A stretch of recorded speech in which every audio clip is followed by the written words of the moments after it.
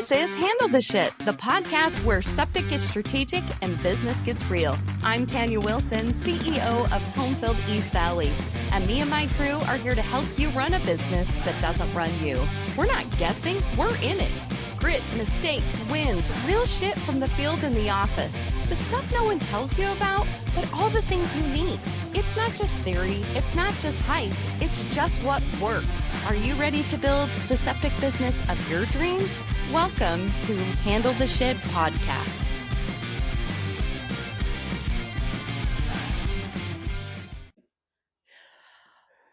Welcome back to the podcast. Today I have Tim Butler, our service manager here at Homefield East Valley, and we're going to talk today about why it is so important to work with your technicians in order to provide a kick-ass customer experience for our customers out in the field. So Tim, thanks for being with us today. My pleasure. Tim will be a staple on the podcast. One, because he's super fun to talk to, and he's quite charismatic on here. It's going to be fun. Yeah. Oh, fresh is on now.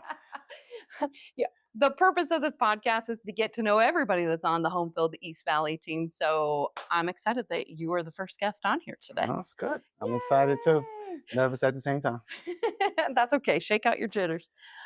We really want to talk about today why it's so important to not only train the technicians to do a great job actually physically completing the job and the checklist and all that shit, but also just making sure that they are showing up and going above and beyond and what that looks like and how to really set that precedence with every technician coming in. Okay. We all know that sometimes we get technicians and it's kind of second nature. I kind of feel like it's like how they were raised, like, yes, ma'am, no, sir. Like they're really polite. They're very intense about cleaning up and making sure they leave a place a better place.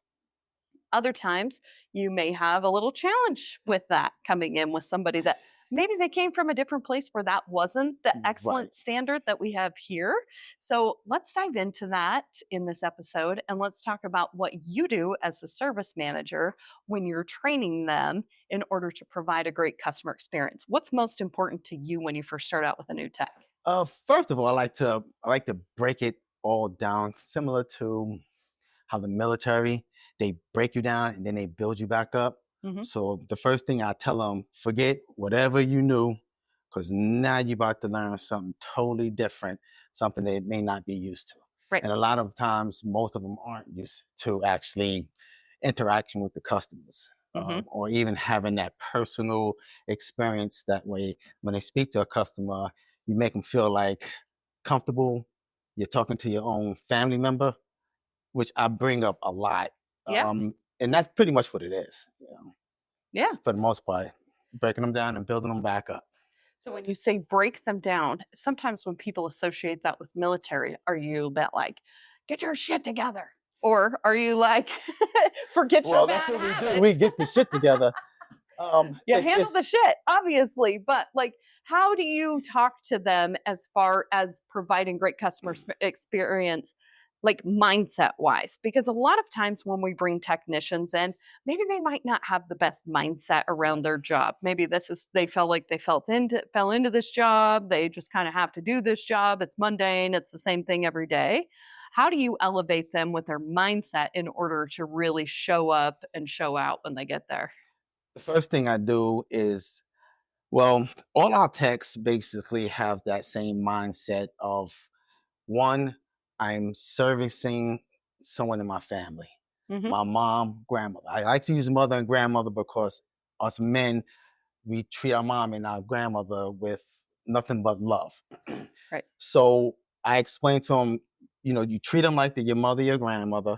And then when I send them out with the text, our texts actually treat everybody like mother and grandmother. So when they actually get the opportunity to see the text actually treating our customers like that, whether it's the husband or the wife, they actually can see us doing it and they see each one of the techs doing it. Like, okay, everybody's doing it that way. Yeah. So it kind of rubs off on them because as time goes on, they have to actually start doing the same thing because our techs will correct them real quick.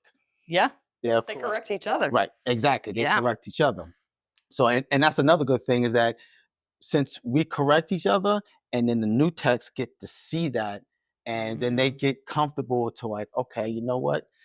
This is how I'm gonna have to speak to our customers. And it tends to rub off. Now, if it doesn't rub off, that's a whole different story. What do you do then? Now we have to figure out why. Yeah. Yeah, we have to figure out why, and then have to have them understand that this is not an option at all, because we're about excellence on every job we do. So Yeah. if you can't come to that level of excellence, then this is probably not the place for you. And everybody's not meant to be here, or everybody not meant to be, techs. So we just have to figure out between the techs and that new tech. That's what it boils down to. Yeah, I think when you set a culture of excellence and they hold each other responsible, Yes. it is so much higher accountability than even you holding them accountable as their manager. Yeah. Because they really perform for each other. Right. Almost more than they perform for you. And I love that. I do too. I love it. And that way I don't have to actually. It makes it easier for you.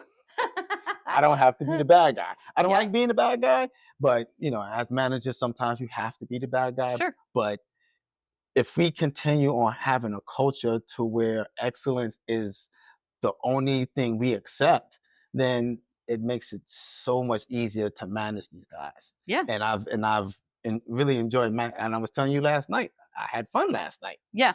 But that's what it boils down to, the culture and the understanding that this is what we do. This is not an option. This is what we do. Yeah.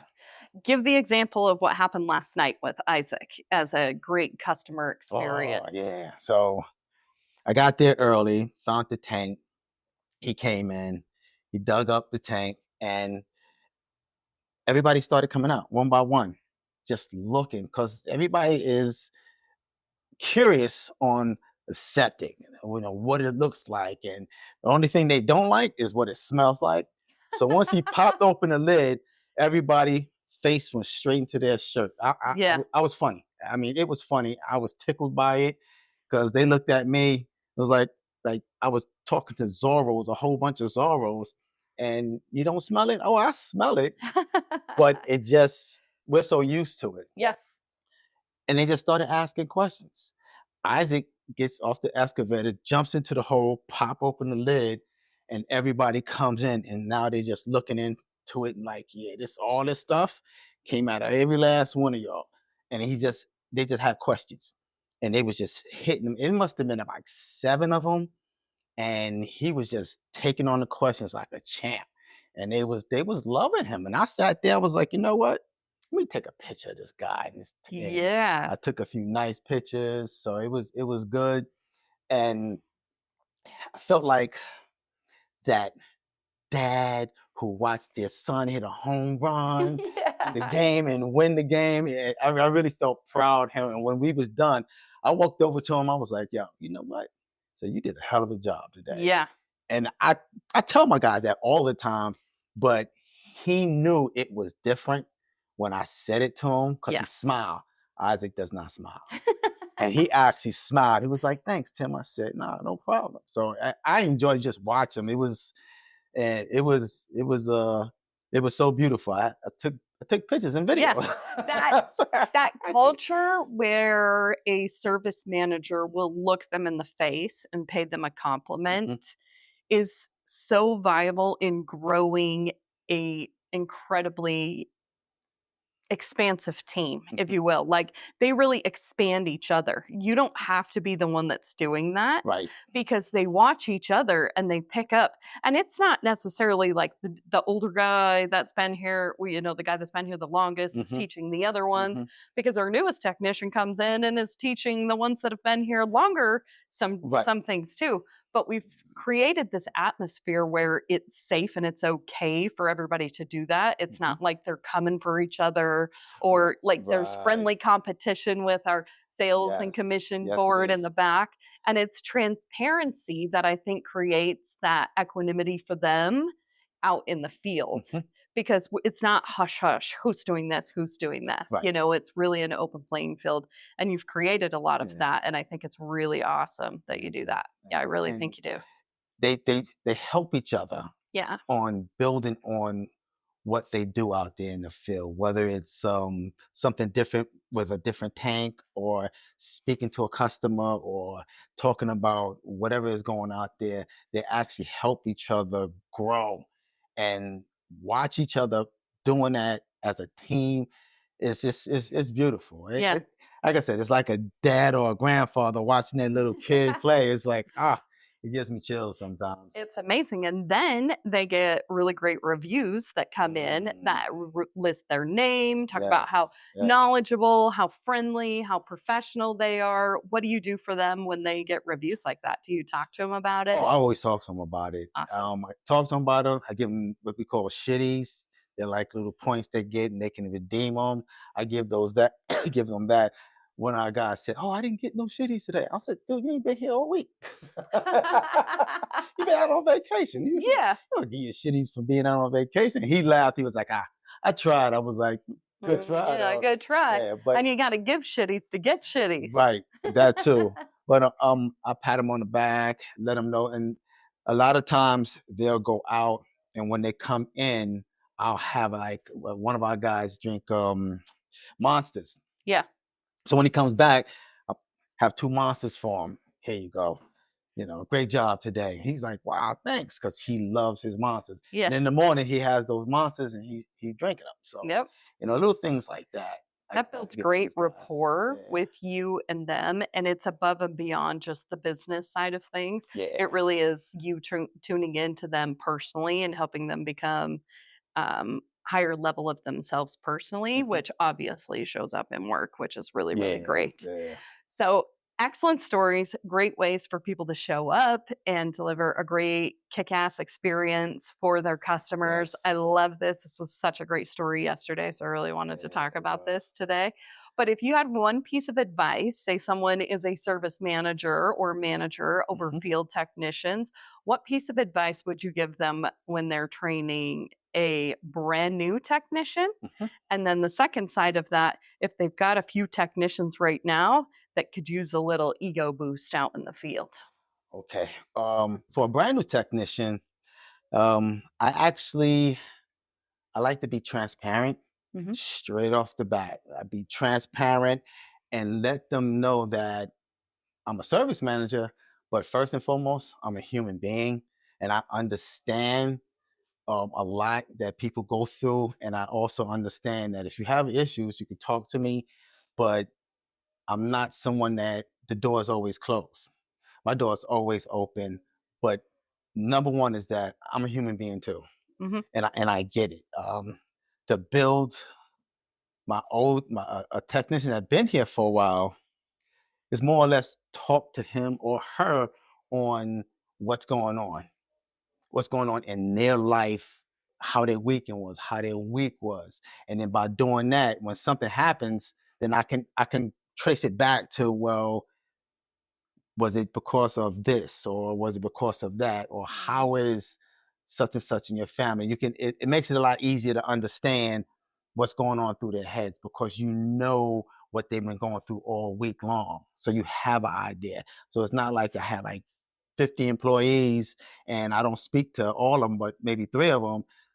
Oh, John is having a problem. I have no idea what the possibility of John having, but I speak to all my guys. Yeah. I speak to them during the week. I speak to them on the weekends, how their week goes. So it gives me a good idea of what is going on through the week. So to give them that encouragement, I use some of their background and talking to them. So that way they're not talking to, and I really, really, really hate to say this, their boss. Mhm. It's like they're talking to someone, although they understand, someone that they can refer to, someone that they can come to, Yeah. somebody that can actually put their head on their shoulder. Don't put your head on my shoulder, but but you can Yeah. if you need to. I have 2 ears and I'm willing to listen, and I listen to a lot that these guys say. I Yeah. let them talk, and by doing that, it makes it easier to figure out how to lift them up, because everyone's different.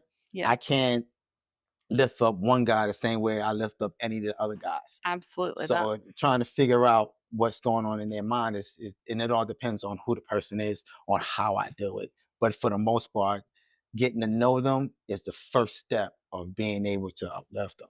Yeah, that's great. That is so great.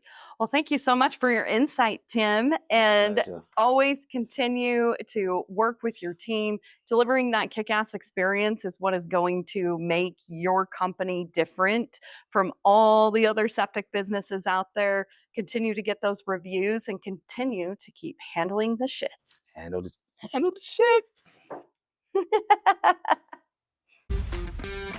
You've been listening to Handle the Shit, powered by Homefield East Valley. We're here to lead, to build, and to show the world that septic pros don't just clean up messes, we run shit. If this hit home, share it with someone in the field. Leave us a review or just get back out there and handle yours. Stay gritty, stay growing. Tune back in next week for another amazing episode and keep handling the shit.